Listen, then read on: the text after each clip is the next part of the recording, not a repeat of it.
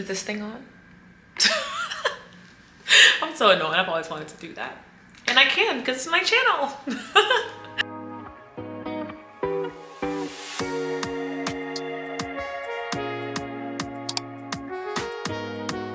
Hey guys, welcome back to my channel. My name is Brenda Abiola. If you are new here, and if you are new, then hey girl, hey. I do hope you stay because in this video, I'm gonna be taking y'all through honestly all the reasons why you're probably not seeing any results. And I want you to stay to the end because as a former big girl, believe me when I say these are probably some of the reasons why you're not seeing any results, okay? So by the end of this video, you're gonna be looking like Zendaya in the front and Meg Thee Stallion in the back. Well, not by the end of the video for real, probably by the end of summer. But you know what I mean. A disclaimer, I am a certified personal trainer, but I am not a nutritionist by any means. And this video is catered to my girlies who are going from being bigger to fit, because that is my journey. I have lost over 65 pounds through diet and exercise. I've gained some little tiny bit of that back, but just a very little tiny bit. I'm still happy with how I look right now, and we only get better. But that being said, let's go ahead and get into it because I know I'm not the only one that's trying to be skinny mini and just confident and happy in my body. So the very first thing on my list is you're probably not seeing any results because you keep letting your feelings guide you. Let me explain, let me land. If you're only going to the gym when you feel like it, you are not going to see results. If you are only eating clean when you feel like it, you're not going to see results. If you do not know how to tell yourself no because, well, you were really craving that cheeseburger, you're not going to see results. Stop letting your feelings guide you. If you want anything to guide you, let that vision of your future self guide you. Okay, how are you gonna feel when you reach your goals? How are you gonna feel when that stomach is flat but that ass is fat?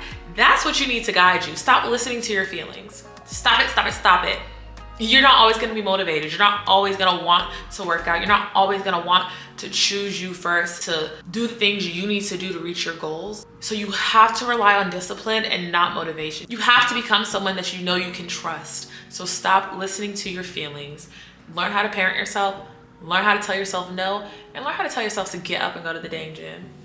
The second thing on my list, if you are not seeing results, you're probably not in a caloric deficit. And if you're trying to put on muscle mass, you're probably not eating enough. Now, this is very specific because you can think you're in a deficit. This is why I always recommend tracking your foods. I use a food scale. I'll link the one that I have in my Amazon storefront in the description box. But I use a food scale because honestly, if I never tracked my foods, I would have never known how much I was overeating. Like, I was overeating so much for years and thought I was like, oh, something's wrong with me, I'm not losing any weight. You're not losing any weight because you're not in a deficit. So track your foods. If you're someone who struggles with eating disorder or just struggles with the numbers, I completely understand that. And tracking may not be for you, but if that does not apply to you, highly recommend tracking your food. It takes an extra 2 minutes. 2 minutes. It doesn't take long.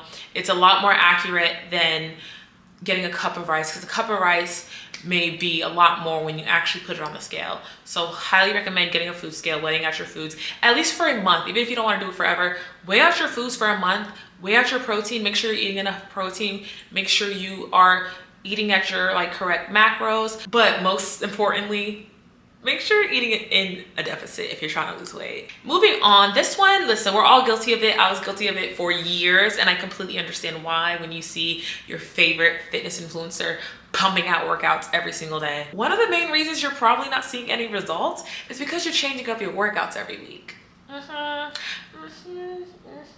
You're probably changing up your workouts every single week, and that is why you're not seeing any results. If you want to see results, if you want to transform your body, you need to have some form of consistency. This is why it is super important to have a workout program. But I understand not everyone can afford a trainer, not everyone can afford to buy these online workout programs. So let me tell you how to fix that, okay? How many days a week can you go to the gym? Oh, get out, wait. Get out a pen and paper.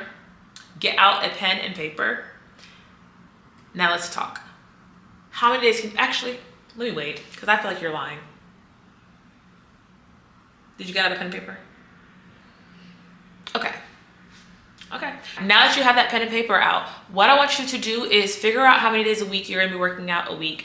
Do not write out 5 days a week when you know you can only go to the gym 3 times a week. So be realistic. Figure out how many days a week you want to go to the gym. Create a workout split, which is basically just what muscle groups you'll be working out each day.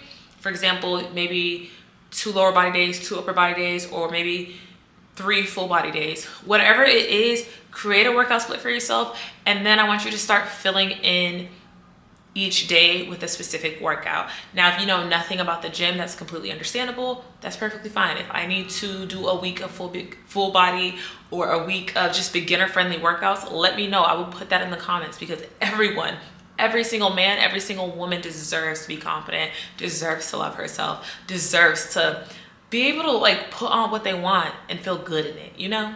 So I'm more than willing to do that. But basically, you want to make sure that you are filling this in and picking workouts that you're going to be doing for at least 10 to 12 weeks. I talk about this in more detail in my last video. And I also have a full week of workouts posted already. So if you don't know what to do, but you want to work out 5 days a week, or even 4, you could do 4 days with that video I posted a couple weeks ago. But that would be really great to watch if you don't know what to do in the gym. But anyway, getting back on topic, because I get so distracted. Instead of switching up your workouts every single week, go on Instagram, go on TikTok, go look at your favorite fitness influencer. Be mindful, be careful, and pay attention of who you're following, because you should be listening or doing the workouts of people who have similar body types, physiques, fitness journeys, and goals as you. But go pick an upper body workout that you like and commit to doing that for 10 to 12 weeks. Go pick a lower body workout, plug that into your workout schedule, and you're gonna commit to that one workout routine. I always recommend staying consistent, doing these same workouts for 10 to 12 weeks, ideally just 90 days, so 12 weeks, because that is the amount of time you need to actually, 1, build really good habits, 2, actually see results, actually see progress. Which brings me to my next point. Another reason you're probably not seeing any results is because you keep quitting before the results can come. Stop working out for 4 weeks, eating clean for 4 weeks, and expecting to go from, you know what, I'll plug my own pictures here. This is a 3-month transformation. I'm not gonna put weight and numbers in, because numbers are not the most important thing on the scale. Your progress is. How are you progressing in the gym? Are you lifting heavier? Are you running faster? Are you doing more flights on the Stairmaster? Like, track those type of things. Or your clothes fitting differently. Take your measurements, actually measure yourself. Not every single day, maybe monthly, maybe every 3 months. But track your progress in other ways that are not the scale. And also stop quitting before you have time to see results. You are not in a plateau if you haven't lost weight in 2 weeks. A plateau, you have to have not lost any weight for a full month. And then even then, maybe you just need to lower your calories a little bit. Maybe you're not pushing yourself, which damn, I'm good. That brings me to my next point. Another reason why you're probably not seeing any results is because you are not challenging yourself as much as you think you are. Guys, if you're a beginner, you may not necessarily need to hit failure, but you want to make sure you're getting as close to failure as possible. So when you are doing your reps, let's say you're doing 10 sets. I said 10 sets, child. Don't do no 10 sets. So when you are doing your sets, if your workout is supposed to be like, maybe you're doing 10 reps, try to do 2 more. Push it to 12. Push it to 12. Or maybe you're doing 10 reps and you want to max out at 10 reps.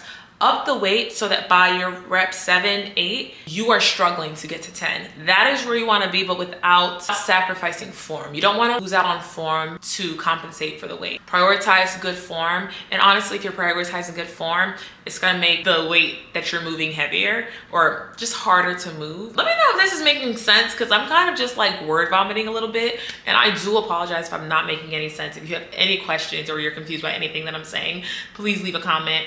I will respond and I will get back to you, and I will try to clarify it in the comments if none of this makes sense. I hope it does though. But like I was saying, you need to make sure that you're challenging yourself. Your body is gonna give up before your mind does. If you tell yourself, I'm doing 30 minutes on it, listen. When I was at my heaviest, I thought I couldn't do more than 2 minutes. I swore up and down, like by 2 minutes I was done. couldn't breathe, I was exhausted. I would quit every single time. I would quit every single time until I told myself in my head, I said, bro, you're doing 10 minutes. I told myself, I said, Brenda, you have to do 10 minutes. I don't care if you stop every 3 seconds. You have to do 10 minutes on this Stairmaster. And guess what I did? I did 10 minutes. And then I did 15. And then I was like, Brenda, you're doing 30 minutes. It doesn't matter what you say, you're doing 30 minutes. And guess what? I had to take a few breaks, taking like 3-4 breaks throughout the workout. but I would finish my 30 minutes and now I can do an hour straight without stopping. And that's because your mind is so much stronger than you think. Your mind is so much stronger. I'm gonna say that one more time. Your mind is so much stronger than you think. So that actually just reminded me of this Bible verse that I always thought of. So I still think of it sometimes, but I always thought about this verse when I was on the Stairmaster and wanted to quit, when I was on that Stairmaster and wanted to just like give up. There's this verse, so it's 1 Corinthians 9 verse 27, and it says in the NIV version, "No, I strike a blow to my body and make it my slave, so that after I have preached to others, I myself will not be disqualified for the prize." When I first saw this verse, I don't know what I thought it was in relation to. And I was just like, dang, that is powerful, because we have the power to beat our bodies into submission. So challenge yourself and remember that you are in control and you are so much stronger than you think. And that was really long, and I'm so sorry for bringing the Bible into it for all my non-believers. I'm so sorry, but like, I love God, and also like that is a verse I absolutely told myself like all the time, and it helped me. It really did. And a quote that actually helped me, since I'm on the topic of quotes and verses, is that the time is going to pass anyway. So just do it. I used to get so discouraged and quit and give up so much earlier in my fitness journey, and just so quickly in my fitness journey, because I'd be like, bro, like I want to lose like 60 pounds. Like it's going to take me months to do that, and da da da da. But the time would pass by anyway. So in 6 months, you're either going to be closer to your goals and happy and proud of yourself, or you're going to be sad, embarrassed, discouraged, ashamed. That's how I would feel, and I was tired of feeling that way. I'm so sorry for this super long rant, but honestly, that kind of leads me into my next point, which is you're probably not seeing results because you're setting unrealistic goals, which means you probably are seeing results. You probably are making progress, but because you're not seeing the progress you thought you would be seeing, you're assuming that you're not making any progress. You're assuming that nothing is working, when in reality, you couldn't fit those pants 2 months ago. In reality, you couldn't do more than 5 minutes on the Stairmaster 2 weeks ago. You're making progress, but because it doesn't reflect on the scale yet, which you shouldn't even be paying attention to the number on the scale, you should be looking into your body composition. Are you losing muscle mass? Are you losing or gaining fat? What's going on? Are you measuring yourself? You're probably seeing progress, but because you have set these unrealistic goals to lose 20 pounds in a month, to lose 15 pounds in 3 days, like that's not gonna happen. It's not gonna happen, and if it does, it's not sustainable.